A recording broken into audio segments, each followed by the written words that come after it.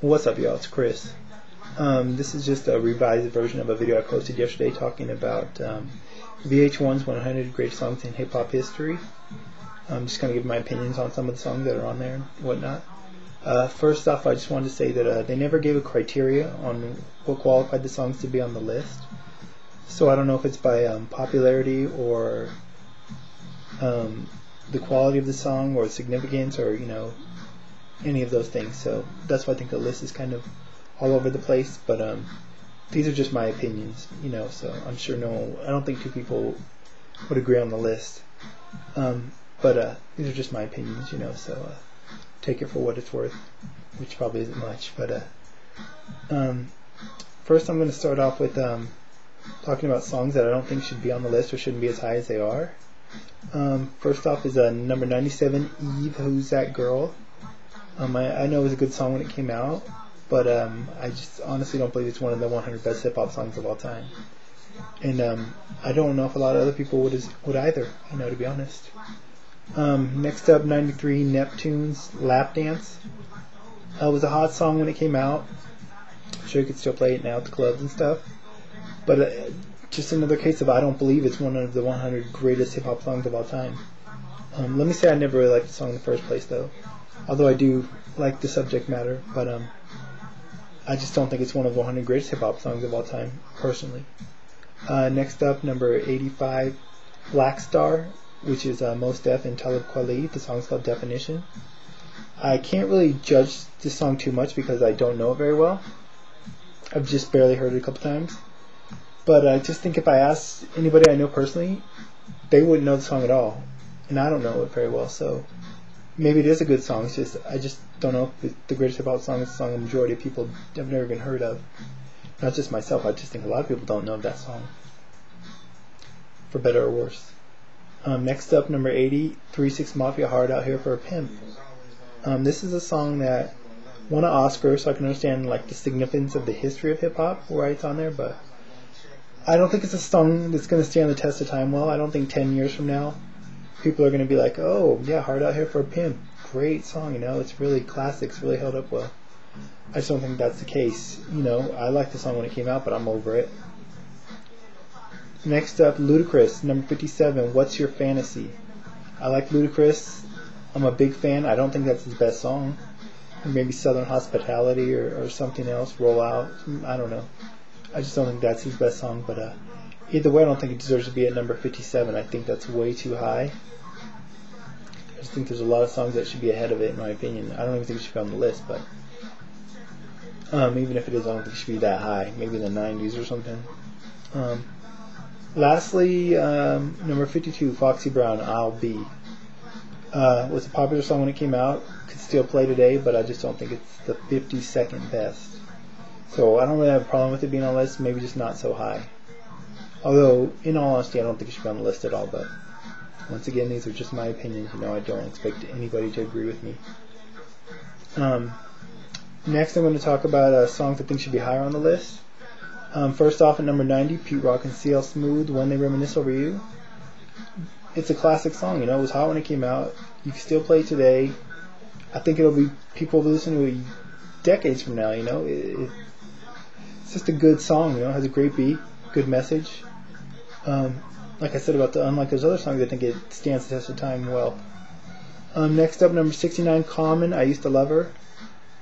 Great song, great idea, original concept, great lyrics. If you haven't heard the song, go and check it out, especially with the video. The video, it's really an homage just to hip-hop music. And it's just, if the song's about 100, if the list is about 100 greatest hip-hop songs, I think it should maybe be in the top 20. And I'm not even a big Common fan, to be honest, but it's a great song. I gotta give it up to him for that. Next up, number 62, Diggable Planets, Cool Like That. Just a classic song again. Original when it came out, still nothing like it on the radio. It's just a good song. I like the lyrics, I like the music, and I just think it's a song that, once again, will stand the test of time and be played years from now. Last, number 45, Mind Playing Tricks on Me by the Ghetto Boys. Another hip-hop classic. When it came out, it was huge. Great concept. You got 3 different forms of storylines being told by 3 different individuals. They're all interesting though, and the beat's great on that song. You know, like once again, like the others, you can still play it years from now, I believe. Another song I want to talk about, number 27, Beastie Boys, Hold It Now, Hit It. I think the Beastie Boys should be on the list because I think they have a significant mark in the annals of hip hop history. But I think if you're going to put a song of theirs on here, especially off the Licensed to Ill album, it should have been Paul Revere. I just think it's a better song. I think I still hear it on the radio every now and then. I think it was a better song then. I think it's a better song now, and I think it's a song more people like in general. So I just think Paul Revere should be on here instead of Hold It Now, Hit It. The last thing I want to talk about was or a couple more songs. Number 14, they had Tupac, I Get Around.